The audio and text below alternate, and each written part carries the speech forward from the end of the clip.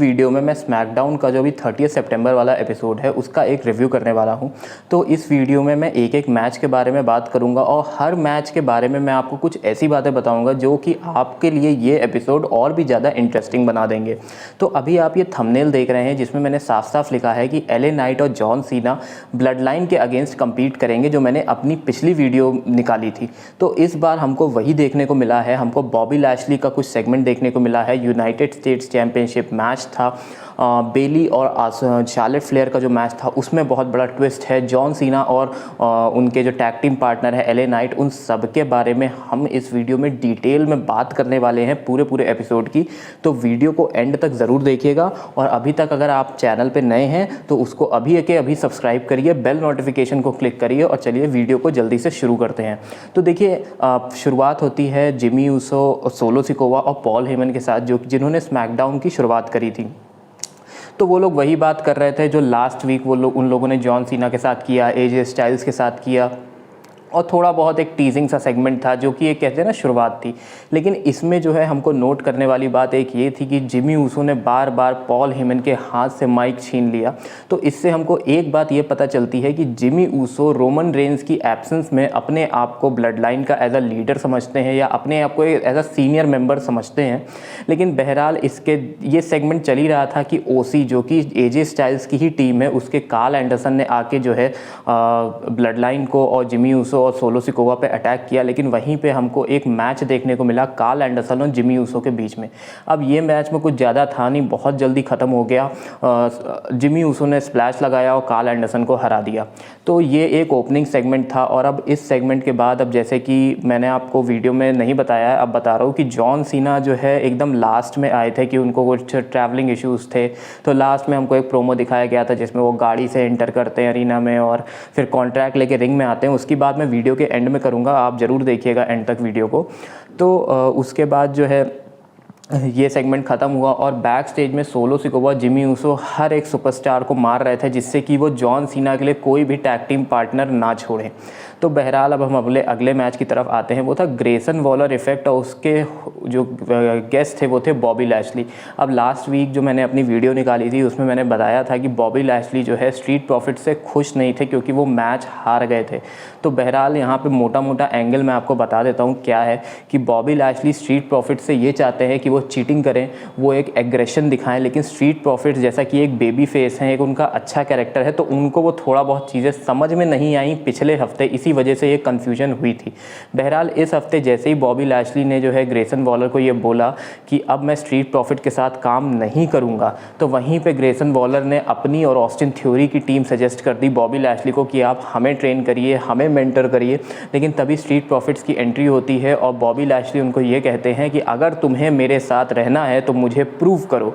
ये सेगमेंट वहाँ पे ख़त्म हो गया। उसके बाद ऑस्टिन थ्योरी और कैमरन ग्राइम्स के बीच में एक मैच हुआ जो कि बड़े ही आसानी से ऑस्टिन थ्योरी जीत गए। अब इस सेगमेंट के बारे में मैं दो बातें बोलना चाहता हूँ। पहला, ये जो कैमरन ग्राइम्स हैं उनके पास बहुत ज़्यादा पोटेंशियल है। उनको एक ऐसे स्क्वाश मैच में रखना जो कि बहुत जल्दी ख़त्म हो जाता है, जिसका कोई मतलब नहीं होता, बहुत ही वीक दिखाता है अपने ओपोनेंट को, एक को बहुत स्ट्रॉन्ग दिखाता है, तो उसके लिए शायद कैमरन ग्राइम्स एक बहुत ही ख़राब ऑप्शन है मेरे हिसाब से। दूसरी चीज़ ये भी है कि बार बार ग्रेसन वॉलर ने अपना नाम बॉबी लैशली को सजेस्ट किया, तो ये भी एक हमको एक टीम बनती दिख रही है ग्रेसन वॉलर और ऑस्टिन थ्योरी के बीच में। ये सेगमेंट ख़त्म हो गया। अब मैं आता हूँ अपने नाइट ऑफ द मैच पे। जो मैच मुझे काफ़ी इंप्रेस किया, मुझे सबसे बेस्ट लगा नाइट का, वो था United states championship match, Austin theory versus Rey Mysterio. अब इस मैच में देखिए बहुत नियर फॉल्स थे, बहुत ज़्यादा इमोशंस थे और वो दोनों रेसलर्स के चेहरे पर दिख रहे थे। लेकिन जैसे ही क्या कहते हैं रे मिस्टीरियो ने किसी भी तरीके से सैंटोस एस्कोबार को हराया और फिर उनके वो जैसे ही उनसे हाथ मिलाने जा रहे थे तभी स्ट्रीट प्रॉफिट्स ने आके उन दोनों पे असॉल्ट किया और बॉबी लैशली इससे बहुत खुश थे। इसके बाद स्ट्रीट प्रॉफिट्स को जो कहते बॉबी लैशली का अप्रूवल मिल गया और वहीं पे ये बात जो हमने अभी आपको थोड़ी देर पहले बताई थी कि हमको प्रूव करो, तो शायद स्ट्रीट प्रॉफिट्स ने उनको ये प्रूव कर दिया। अब इसके बाद बैक स्टेज में हमको एक मोमेंट दिखाया गया था जहाँ पे रे मिस्टीरियो और LWO ने बॉबी लैशली और स्ट्रीट प्रॉफिट्स को फास्टलेन में जो है एक मैच के लिए चैलेंज किया है। तो इस सेगमेंट के बारे में मैं ये बोलूँगा, जैसे अभी मैंने आपको बताया कि बॉबी लैशली ने ये बोल दिया कि अब मैं स्ट्रीट प्रॉफिट के साथ काम नहीं कर रहा हूँ ग्रेसन वॉलर को, और अब एकदम से मैच सेटअप हो गया। तो थोड़ा बहुत ये जो बॉबी लैशली और स्ट्रीट प्रॉफिट्स वाली कहानी है थोड़ा बहुत रश में है, बहुत तेज़ी में है।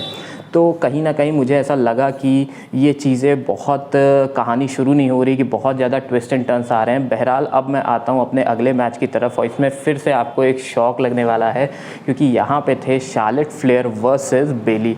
अब थोड़ा बहुत इनमें एंगल था कि ये लोग 4 हॉर्स वुमेन थी, बेली और शार्लेट फ्लेयर, NXT के डेज़ में, यानी आज से करीबन 10-8 साल पहले।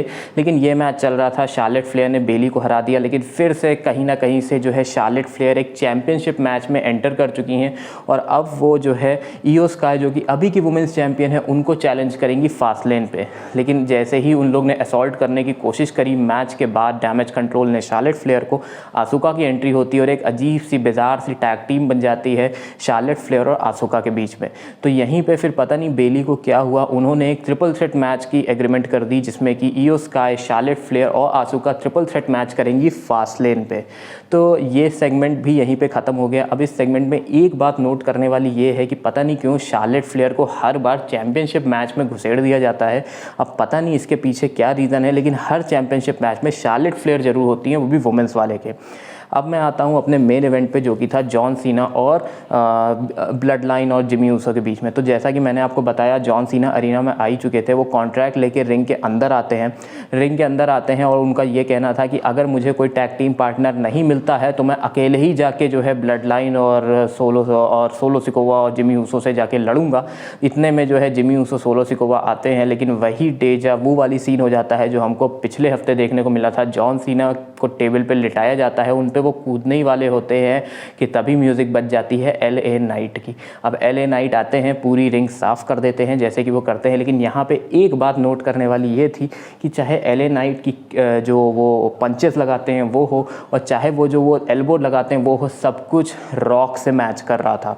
चाहे वो पंचेस हो, चाहे वो रॉक हो, सब कुछ उनसे मैच कर रहा था। उसके बाद LA नाइट ने वो कॉन्ट्रैक्ट साइन कर दिया, और फिर जो है ये सेगमेंट वहीं पे ख़त्म हो गया, जहाँ पे ब्लड लाइन और वो रिट्रीट कर गए। अब इस सेगमेंट में जो है, मैंने आपको पहले भी अपनी कई वीडियो में बताया है, फिर से बता देता हूँ कि देखिए ये जो पूरा सेगमेंट था, ये LA नाइट को एक टॉप का स्टार स्टैब्लिश करने के लिए है, और कहीं ना कहीं फ्यूचर में LA नाइट को रोमन रेंस के साथ पिच करने वाला है, क्योंकि अभी LA नाइट ब्लड लाइन के साथ फ्यूड में है। तो अब कहीं ना कहीं ये स्टोरी आगे बढ़ेगी, जहाँ पे LA नाइट और ब्लड लाइन इन्वॉल्व होंगे। ब्लड लाइन में रोमन रेंस है, तो अब हो सकता है आगे चल के हमको किसी न किसी बड़े पेपर व्यू पे LA नाइट और रोमन रेंस के बीच में यूनिवर्सल चैंपियनशिप का मैच देखने को मिलेगा।